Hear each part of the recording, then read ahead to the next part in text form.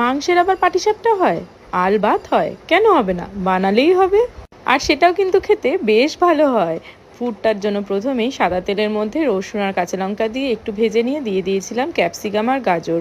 সেটা কিছুক্ষণ ভেজে নিয়ে অ্যাড করব পেঁয়াজ কুচি, তারপরে অ্যাড করব এখানে নুন, তার সাথে একটুখানি অরিগ্যানো, তারপরে দেব একটু গরম মশলা গুঁড়ো, তার মধ্যে চিকেন সেদ্ধ করে আমি একটু ছাড়িয়ে রেখেছিলাম সেটা দিয়ে দেবো, আর কাশ্মীরি লঙ্কা গুঁড়ো দিয়ে বেশ কিছুক্ষণ নাড়াচাড়া হলে তারপরে অ্যাড করব এখানে কিছুটা টমেটো সস আর বেশ অনেকটা পরিমাণে চিজ।